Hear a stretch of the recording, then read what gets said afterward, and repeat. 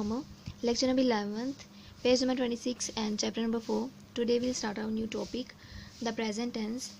As all of you know that in the previous lectures we have discussed about the tenses in detail. We can separate the tense into three parts. Tense means time, the present time, the past time and the future time, and we have discussed about the informative tenses as well. And in the previous lecture we discussed about the auxiliary verbs that helps us to recognize any tense. Here are some families of the auxiliary verbs. It means the helping verbs which help us to recognize any tense. Okay, I have told you that with the modal verbs we write the first form of verb. With the semi-modals we also write the first form of verb, and with the B family we write ing. It means we use the present participle in the active tenses. And with the have family, wherever we are using the helping verbs of the have family, we will write the third form of verb with them in the active on the passive sentences. Okay, 7th class, the purpose to repeat these helping verbs families is that because in the present indefinite or the simple tense we have to use these two helping verbs, do and the does, and I wanna memorize you that these two helping verbs are from the semi-modals family, so we will use them here, first form of verb with them. Now 7th class, we will discuss about the first part of the present tense. Our first part of the present tense is simple present tense. It means the present indefinite tense. Indefinite means unlimited in its sense. Okay. In Urdu mostly we say that the present indefinite sentences have the ta hai, ti hai and te hai at their end. Okay, it's correct at some extent but not purely, because English has its specific rules in its sense, and we cannot mix the Urdu and the English sentences and their senses as well. The true recognition of the English sentences is that they show the routine, fact, straight, liking or disliking, and our social activities as well that we perform with the punctuality and in our daily routine of the life. That is called the simple present tense. Now students, in order to understand the recognition of the simple present tense and all these things, first of all we should discuss about the structure of the sentence. The sentence, you know very well that because in the previous lectures we have discussed about it in detail. The sentence means that has a subject and a predicate and the complete sense in itself. That is called a sentence. How can we mold our sentence in a proper way? First of all, we will write the subject, then verb and the object.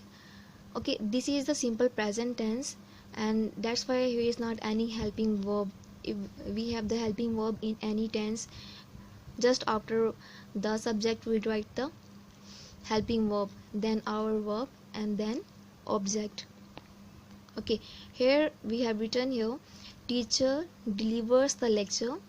Our subject is teacher, the subject is a person, thing, pronoun, anything that is performing its role in active way in a sentence, that is called the subject. Then comes our verb, any action, that is the straight action or the physical action, that is called the verb. Then our third part of the sentence comes object. Object means students on which the subject is working and the action is happening, that is called the object in the sentence. Now we'll discuss about the routine, fact, straight, liking or the disliking through the sentences. Our first sentence is, the Muslims say prayers 5 times in a day. It means it's an obligatory task, and the Muslims are offering or saying the prayers 5 times in a day on daily basis with the punctuality. So that's why this sentence shows the routine.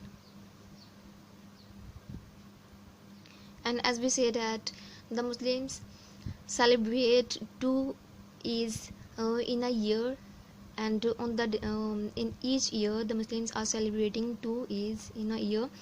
It also shows the routine, and when we say that we go to school, this is also showing the routine in a sentence. So in this way we can recognize the routine in the sentences, the present simple tense. Now let's discuss about the fact. Like the sentence, the earth revolves around the sun. It is a fact that the earth always revolves around the sun. We can't change it, so that's why this sentence shows about the fact that is unchangeable. We can't change it, so it is also coming in the present simple tense. Straight also comes in the present indefinite. It means in the simple present tense we also discuss about the straight, like she looks beautiful. Looks is the straight verb. This is not the physical action. The subject is not doing it by herself, so this is the straight verb. For example, physical actions, now you are thinking about them. Physical action like walk, jump, eat and meet, these are all the physical actions, and the straight verb in which we are not performing anything, that is called the straight verb. Like see the another example, she hates him. Hate is the abstract noun and hates verb. This is also the straight verb. She is not doing it physically, so this is called the straight verb, and it is showing about the straight in a sentence. And then students, we also show our about liking or the disliking in the simple present tense. Like she loves her parents. Now the subject is showing about her love for her parents, and then Ali hates his fellows. In this sentence we are showing the hated. And then students, we have the some specific letters at the words where we write the es at the end of the verb just to make it the singular, just to show the subject singular. Like Ali is a singular subject, and we have written here s at the end of the verb. Now I will tell you that where to write es and where to write s. The letters like o, x, ch, sh, ss, oo and z, wherever these letters come at the end of the word, we write es at the end of the words. Like go, it is ending with the letter o, so we'll write at the end es. Like go, goes, do and does, we are writing es at the end of the word. Ox, ox, and we will write es at the end. Watch, it is ending with the two letters ch, and we'll write es at the end just to make the subject singular. And then sh, we'll write es at the end just to make the subject singular. And then ss, like press, presses, o and z. Now these letters are ending with the e and the k, so we'll write at the end as just to make the, just to show the subject singular. Like hate and hates, and love, loves, speak, speaks. Like look at this sentence, she presses her shirt. Now the subject is singular, that's why we have written, we have added and the word presses es, and now here the subject is plural, so we'll not write here yes at the end, yes or s, because the subject is the plural. Just to make the subject singular, just to show the subject singular, we add s or e at the end of the verb. Now 7th class we will discuss about the negative sentences. Negative, you know very well that negate any action, fact or happening in the sentence, that is called the negative sentence. And just to show the sentence negative, we write not in the sentence. Okay, in the negative sentences of the simple present tense, we have to use the two helping verbs. First one is do and the second one is does, and all of us know that do and does are from the semi modals, and wherever we use the do or does, we have to carry the first form of verb with them. Like she plays games, this is the affirmative sentence, and now we'll convert it into negative sentence. Like look at the sentences. She plays games. Here we have the singular subject, and that's why we have written s at the end, just to make it singular. Now students, in the negative sentences we have to write does with the singular subjects and do with the plural subjects, because we wanna show the singular subject as a singular. That's why we'll write with them does and with the plural base form, first form लिखेंगे उनके साथ. Okay, she does not play games. Okay, we have written here does just to make it singular, and just after writing our helping verb we have to write not and then the single our next remaining part of the sentence. And here we have written the first form of verb because we are writing the semi-modals helping verb, that's why. And next, they do not play the games. Students, here we have the plural subject, so we will write do with it, and after the do we are writing not just to make it the negative sentence, and then we are writing the first form of the verb base form. Why? Because the semi modal is carrying the first form of verb. And then our third kind of the sentences comes interrogative sentences. You know very well, students, in interrogative sentences we ask any question about anything, and at the end we write the question mark to show it interrogative. And the two helping verbs we use in the interrogative sentences, first one is do and then does, and these are from the semi modals family, as I have told you in the previous lecture.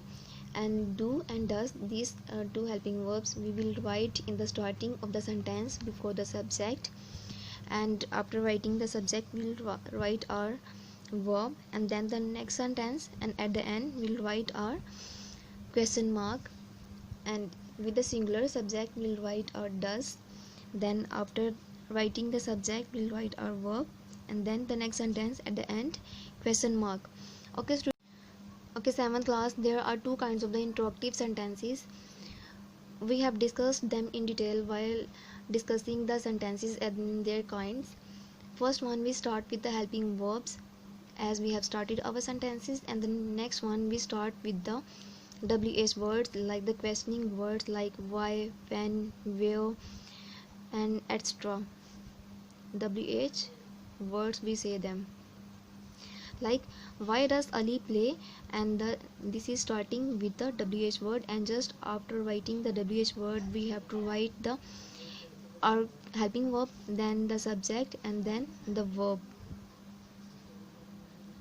Then our last kind comes negative and interrogative sentences, in which we negate anything or on the same time we are asking the question about it, and here we also use the two subject do and does, and then for negating we use a not with them. Okay, as we say that do they not play the game, at the same time we are asking the question and negating the action as well. We write do in the starting, then subject, and then after writing the subject we write the not, and after writing the not we write our verb, then our object, and at the end we write question mark. Now 7th class, clear that what is the simple present tense and how can we recognize it. Okay, now you have to make the sentences about the negative sentences, affirmative sentences, interrogative sentences, and the negative and interrogative both. And keep one thing in your mind, that in the simple present tense we are using the helping verbs from the semi modals family. In the negative and interrogative sentences, and in the simple sentences we write the s or es at the end of the verbs just to make the subject singular, and with the plural subject we don't write s or es with the end of the verbs. Now you have to practice about all these concepts, and in the next video we'll discuss about the exercise of the present tense.